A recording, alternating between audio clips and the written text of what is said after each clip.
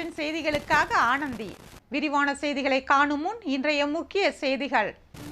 கார்கில் போரின் 25வது வெற்றி தினம். போர் வீரர்கள் நினைவிடத்தில் முதலமைச்சர் ரங்கசாமி அஞ்சலி. சொத்தை அதிக விலைக்கு விற்று தருவதாக மோசடி, ரியல் எஸ்டேட் அதிபர் கைது. பட்ஜெட்டிற்கு முன்பே இலவச அரிசி குறித்து சபாநாயகர் அறிவிப்பது சட்டமன்ற விதிகளுக்கு புறம்பானது, அதிமுக குற்றச்சாட்டு. அமெரிக்காவில் தமிழர்களால் கட்டப்பட உள்ள தமிழ் பள்ளி கட்டிடம், தன்னார்வலர்களின் செயலுக்கு பாராட்டு. இனி விரிவான செய்திகள். கார்கில் போரின் 25வது வெற்றி தினம் இன்று கொண்டாடப்பட்டது. புதுச்சேரி அரசு சார்பில் கார்கில் வெற்றி தினம் புதுச்சேரி கடற்கரை சாலையில் பிரெஞ்சு தூதரகம் எதிரில் அமைந்துள்ள போர் வீரர் நினைவு சின்னத்தில் கொண்டாடப்பட்டது. முதலமைச்சர் ரங்கசாமி கலந்து கொண்டு போர் வீரர் நினைவு சின்னத்திற்கு மலர் வளையம் வைத்து அஞ்சலி செலுத்தினார். தொடர்ந்து சபாநாயகர் செல்வம், உள்துறை அமைச்சர் நமச்சிவாயம், அமைச்சர் திருமுருகன், துணை சபாநாயகர் ராஜவேலு, அரசு கொறடா ஏகேடி ஆறுமுகம், சட்டமன்ற உறுப்பினர்கள் KSP ரமேஷ், பாஸ்கர் என்கிற தட்சிணாமூர்த்தி, சம்பத், அசோக் பாபு, காவல்துறை தலைமை இயக்குநர் ஸ்ரீனிவாஸ், அரசு செயலர்கள் பத்மா ஜெய்ஸ்வால், கேசவன், மாவட்ட ஆட்சியர் குலோத்துங்கன், இந்திய கடலோர காவல்படை, தேசிய மாணவர் படை அதிகாரிகள் மற்றும் முன்னாள் ராணுவ வீரர்கள் கலந்து கொண்டனர். தொடர்ந்து 2 நிமிடம் மௌன அஞ்சலி செலுத்தப்பட்டது. விழாவில் கார்கில் வெற்றி தினம் வெள்ளி விழாவையொட்டி கார்கில் போரில் பங்கேற்ற புதுச்சேரியை சேர்ந்த ராணுவ படை வீரர்களுக்கு முதலமைச்சர் ரங்கசாமி சால்வை அணிவித்து நினைவு பரிசு வழங்கி கௌரவித்தார்.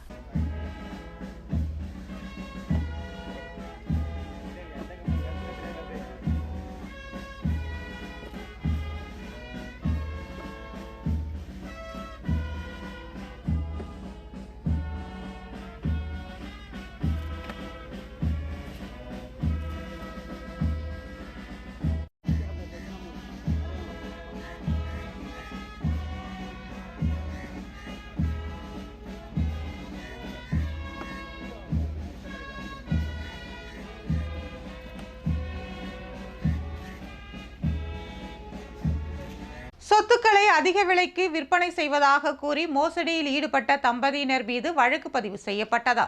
இதில் ரியல் எஸ்டேட் அதிபரை போலீசார் கைது செய்துள்ளனர். புதுவை திலகர் நகரை சேர்ந்த மணிவண்ணனின் மனைவி ராஜேஸ்வரி. இவருக்கு சொந்தமான மனை ரெயின்போ நகர் முதல் குறுக்கு தெருவில் உள்ளது. இதனிடையே சில மாதங்களுக்கு முன்பு தாமோதரன் மற்றும் அவரது மனைவி இவருக்கு அறிமுகமாகியுள்ளனர்.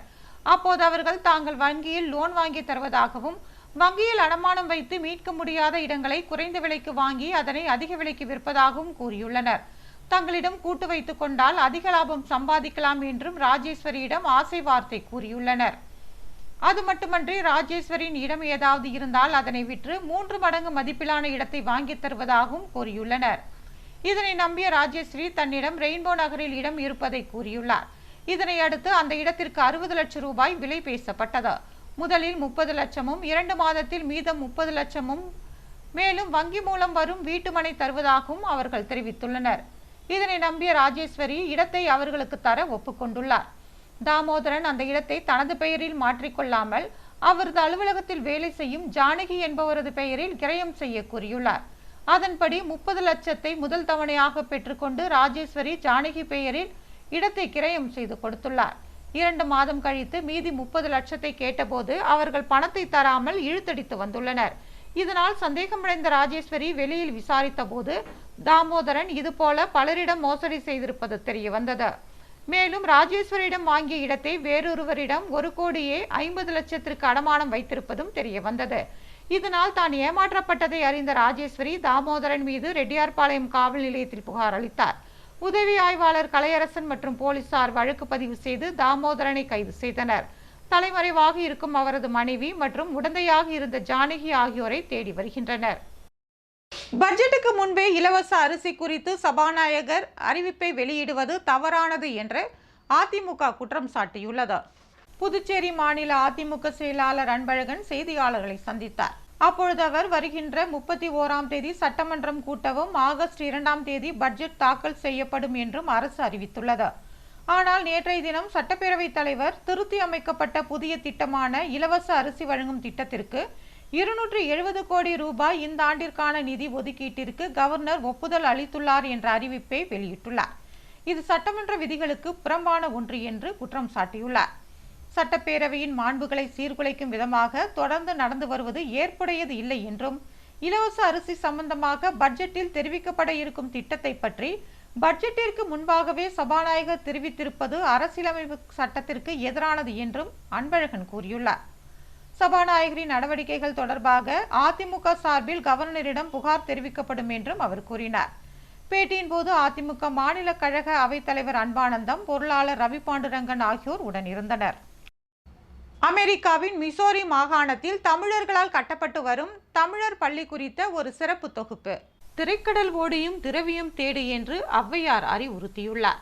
அவ்வாறு கடல் தாண்டி பல மைல்களுக்கு அப்பால் வெளிநாடுகளுக்கு சென்று பணிபுரிபவர்கள் தமக்கு செல்வங்களை சேர்ப்பதை விட நம் தமிழ் மொழியின் பெருமைகளையும் தமிழர் பண்பாட்டையும் கலாச்சாரத்தையும் அந்த நாடுகளில் உள்ளவர்களிடம் சேர்த்து விடுகின்றனர்.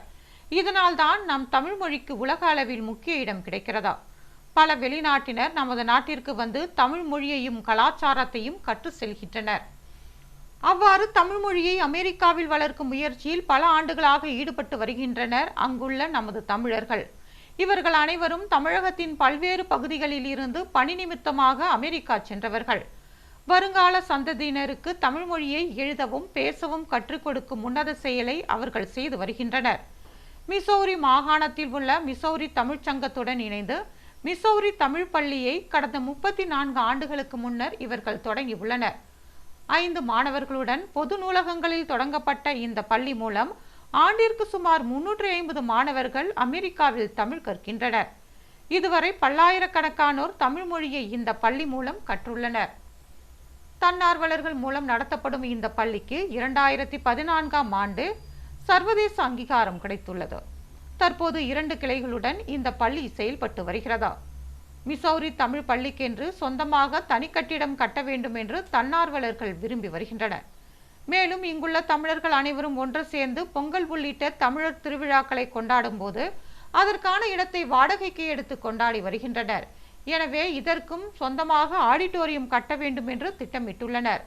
இதனையடுத்து தன்னார்வலர்கள் அனைவரும் சேர்ந்து 7 ஏக்கரில் சொந்தமாக அங்கு இடம் வாங்கியுள்ளனர். இதில் ஆடிட்டோரியம், வகுப்பறைகள் என தமிழ் கல்வி மற்றும் பண்பாட்டு மையம் கட்டுவதற்கான பணியை துவக்க உள்ளனர். இதற்காக 12 பேர் கொண்ட குழு அமைக்கப்பட்டுள்ளது. இந்த குழுவில் இளங்கோ திருப்பதி, பொற்செழியன் ராமசாமி, சிவசங்கர் சங்கரநாராயணன், வீரபாண்டியன், செந்தில் ராதாகிருஷ்ணன், ஜாப் டேனியல், தனபால் ராதாகிருஷ்ணன், செந்தாமர இளங்கோவன், பூபதி சாமிக்கண்ணு, நந்தகுமார் ஹரிதாஸ், ஆனந்த கலசலிங்கம், கிருஷ் கோபாலகிருஷ்ணன் ஆகியோர் இடம்பெற்றுள்ளனர். இந்த குழுவினர் நிதி திரட்டுதல், கட்டுமான பணி உள்ளிட்டவற்றை செய்து வருகின்றனர். வெளிநாடு சென்று பணம் சம்பாதித்து தங்களை மட்டும் காப்பாற்றிக் கொள்ளாமல் தங்களது தாய்மொழியாம் தமிழ் மொழி வளர வேண்டும் என்று பாடுபடும் இவர்களது செயலை பலரும் பாராட்டி வருகின்றனர். கார்கில் தினத்தை முன்னிட்டு பாஜகவினர் தீப்பந்த பேரணி நடத்தினர். கடந்த 1999ஆம் ஆண்டு கார்கில் போர் நடைபெற்றது. பாகிஸ்தானுடன் நடைபெற்ற இந்த போரில் இந்தியா வெற்றி பெற்றதா? இதனையொட்டி ஆண்டுதோறும் கார்கில் போர் வெற்றி தினம் ஜூலை மாதம் 26ஆம் தேதி கொண்டாடப்படுகிறதா? இதனையொட்டி பாஜக இளைஞரணியை சேர்ந்தவர்கள் கடற்கரை சாலையில் உள்ள கார்கில் போர் நினைவிடத்தில் மலர் வளையம் வைத்து மரியாதை செலுத்தினர். தொடர்ந்து அங்கிருந்து தீப்பந்தம் ஏந்தியவாறு கடற்கரை சாலை, லால் பகதூர் சாஸ்திரி வீதி வழியாக அண்ணா சிலை அருகே ஊர்வலத்தை நிறைவு செய்தனர். இதில் 50க்கும் மேற்பட்ட இளைஞர்கள் கலந்து கொண்டனர்.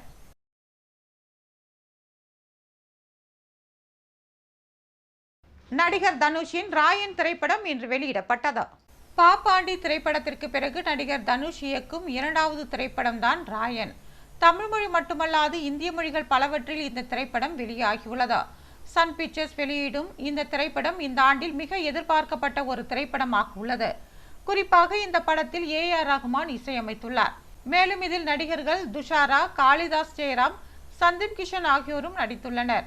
முக்கிய கதாபாத்திரங்களாக குணச்சித்திர நடிகர்கள் பிரகாஷ் ராஜ், SJ சூர்யா, வரலட்சுமி சரத்குமார், சரவணன் உள்ளிட்ட பலரும் இந்த படத்தில் நடித்துள்ளனர்.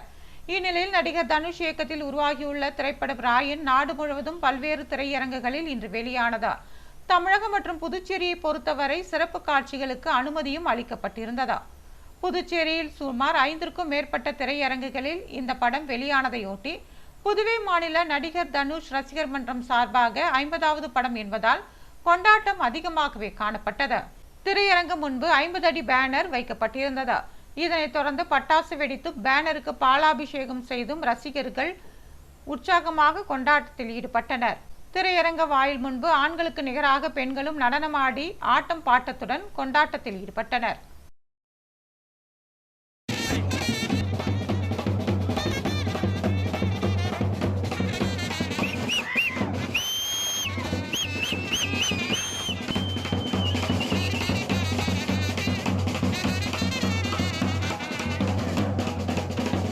அரியாங்குப்பம் முத்துமாரியம்மன் கோவிலில் நடைபெற்ற செடல் உற்சவத்தில் ஏராளமான பக்தர்கள் கலந்து கொண்டு செடல் அணிந்து தங்களது நேர்த்திக் கடனை நிறைவேற்றினர். புதுவை அரியாங்குப்பம் சுப்பராய பிள்ளை வீதியில் உள்ள முத்துமாரியம்மன் கோவிலில் 35ஆம் ஆண்டு செடல் தேர் பிரம்மோற்சவ விழா இன்று நடைபெற்றது. 18ஆம் தேதி கொடியேற்றத்துடன் தொடங்கி ஒவ்வொரு நாளும் அபிஷேக ஆராதனைகள் செய்து அம்மன் திருவீதி உலா நடைபெற்று வந்தது. முக்கிய நிகழ்வாக இன்று காலை முத்துமாரியம்மனுக்கு பால், தயிர், இளநீர், சந்தனம், ஜவ்வாது, பன்னீர் உள்ளிட்ட வாசனை திரவியங்களால் அபிஷேக ஆராதனைகள் செய்யப்பட்டது.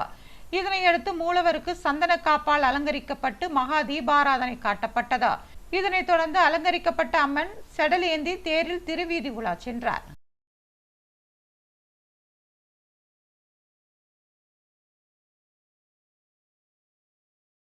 நிதி ஒதுக்குவதில் மத்திய அரசு பாரபட்சம் காட்டக்கூடாது என்று பாமக நிறுவனர் ராமதாஸ் கேட்டுக் கொண்டுள்ளார். விழுப்புரம் மாவட்டம் வானூரை அடுத்த தைலாபுரத்தில் பாட்டாளி மக்கள் கட்சியின் நிறுவன தலைவர் டாக்டர் ராமதாஸ் செய்தியாளர்களை சந்தித்தார். அப்பொழுது அவர் மின்கட்டண உயர்வு மூலம் 3 ஆண்டுகளில் ஏற்பட்டுள்ள வருவாய் குறித்து தமிழக அரசு வெள்ளை அறிக்கை வெளியிட வேண்டும் என்று கேட்டுக்கொண்டார். வன்னியர் இடஒதுக்கீடு போராட்டம் அடுத்த வாரம் நடைபெறுகிற பாட்டாளி மக்கள் கட்சி மற்றும் வன்னியர் சங்கம் ஆகியவற்றின் கூட்டத்தில் தேதி அறிவிக்கப்படும் என்றார். வன்னியர்களுக்கு நீதிமன்ற உத்தரவின்படி இடஒதுக்கீடு கொடுப்பதற்காக கூறிய தமிழக அரசு தற்போது கொடுக்க முடியாது என்று மறுத்து வருவதாகவும் இதன் மூலம் வன்னியர்களுக்கு தமிழக அரசு பெரும் அநீதியை இழைத்து வருவதாகவும் கூறினார். திண்டிவனம் திருவண்ணாமலை ரயில் பாதை திட்டத்திற்கு உரிய நிலம் கையகப்படுத்தப்பட்டு உரிய நிதி ஒதுக்கி விரைவில் முடிக்கப்பட வேண்டும் என்று அவர் கேட்டுக்கொண்டார். காவிரி நீரை நம்பி 1.5 லட்சம் ஏக்கர் குறுவை நெல் சாகுபடியை விவசாயிகள் செய்துள்ளதால் தமிழக அரசு விவசாயிகள் பயன்பெறும் வகையில் காவிரி நீரை திறந்துவிட அனைத்து ஏற்பாடுகளையும் செய்ய வேண்டும் என்றும் அவர் கேட்டுக்கொண்டார். புதுச்சேரி மாநில மக்கள் முன்னேற்ற கழகம் சார்பில் நகல் நிதிநிலை அறிக்கை தாக்கல் செய்யப்பட்டது. புதுச்சேரி மாநில மக்கள் முன்னேற்ற கழகம் சார்பில் புதுச்சேரிக்கான மாதிரி பட்ஜெட் வெளியிடும் நிகழ்ச்சி தமிழ்ச்சங்கத்தில் நடைபெற்றது. முன்னாள் எம்பியும் மக்கள் முன்னேற்ற கழக தலைவருமான ராமதாஸ் கலந்து கொண்டு மாதிரி பட்ஜெட்டை வெளியிட்டு பேசினார். அப்போது அவர் மத்திய அரசு நமக்கு கொடுக்கும் மானிய உதவி நமது செலவில் 30% இருக்க வேண்டும் என்று கூற வேண்டும் என்றும் மேலும் அரசின் கடனை தள்ளுபடி செய்ய வேண்டும் என்றும் கேட்கலாம். மத்திய திட்டங்களுக்கு 100% நிதியை அளிக்க கூறலாம். அரசின் சொந்த வருவாயை உயர்த்தலாம் என்று அறிவுறுத்தினார்.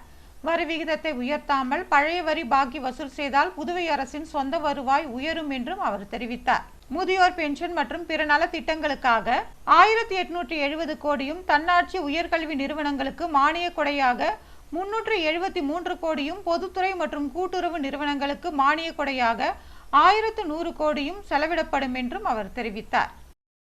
காராமணிக்குப்பம் ஏழை மாரியம்மன் கோவிலில் நடைபெற்ற செடல் உற்சவத்தில் ஏராளமானோர் கலந்து கொண்டனர்.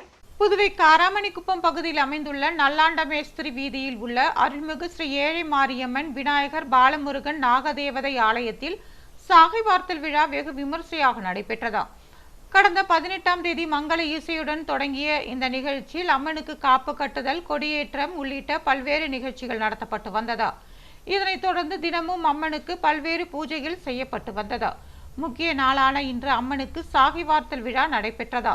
இதில் கலந்து கொண்ட நூற்றுக்கணக்கான பக்தர்கள் செடல் அணிந்து அம்மனுக்கு நேர்த்தி கடனை செலுத்தினர். இதனைத் தொடர்ந்து திருவீதி உலா நடைபெற்றதா. நிகழ்ச்சிக்கான ஏற்பாட்டினை ஆலய அறங்காவலர் குழுவினர் மற்றும் இளைஞர்கள், ஊர் பொதுமக்கள் செய்திருந்தனர்.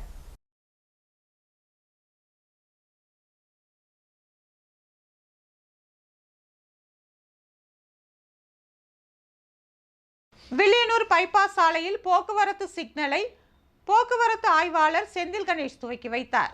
நாளுக்கு நாள் பெருகி வரும் போக்குவரத்து நெரிசல் காரணமாக பல்வேறு இடங்களில் வாகன ஓட்டிகள் மற்றும் பொதுமக்கள் சிரமத்திற்கு ஆளாகி வருகின்றனர். இதனையடுத்து வில்லியனூரில் பிரதான சாலையான கூடப்பாக்கம் பைபாஸ் பகுதியில் வாகன ஓட்டிகளுக்கு மிகுந்த சிரமத்திற்கு ஆளாகி வந்தனர். வில்லியனூர் கூடப்பாக்கம் பைபாஸ் சாலையில் தானியங்கு போக்குவரத்து சிக்னல் புதியதாக அமைக்கப்பட்டுள்ளதா.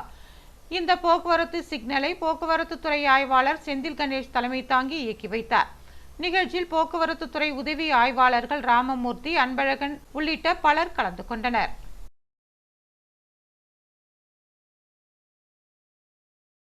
கணபதி செட்டிக்குளம் பகுதியில் யூ வடிவ வாய்க்கால் அமைக்கும் பணியினை சட்டமன்ற உறுப்பினர் கல்யாண சுந்தரம் தொடங்கி வைத்தார். புதுவை பெரிய காலாப்பட்டு மாத்தூர் ரோடு சந்திப்பு முதல் கணபதி செட்டிக்குளம் பிம்ஸ் மருத்துவமனை சாலை வரை ஈசிஆர் சாலை ஆகிய பகுதிகளில் யூ வடிவ வாய்க்கால் அமைக்கும் பணிக்கான பூமி பூஜை நடைபெற்றதா.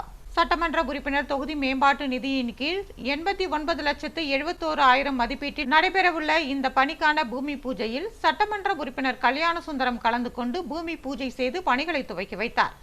நிகழ்ச்சியில் பாஜக நிர்வாகிகள், PMLK அறக்கட்டளை நிர்வாகிகள் என ஏராளமானோர் கலந்து கொண்டனர்.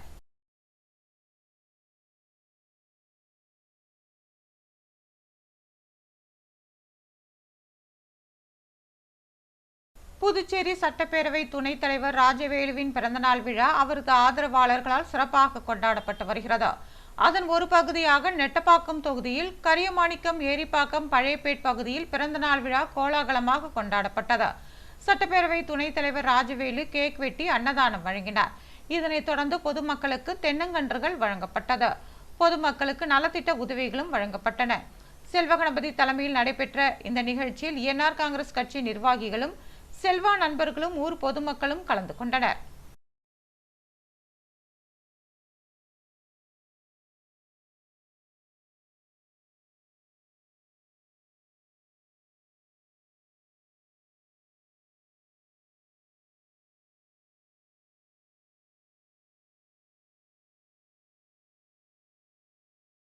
புதுவை சிவவள்ளி விலாஸ் ஜுவல்லரியில் ஆடி மாத சிறப்பு தள்ளுபடி ஆரம்பமாகியுள்ளது.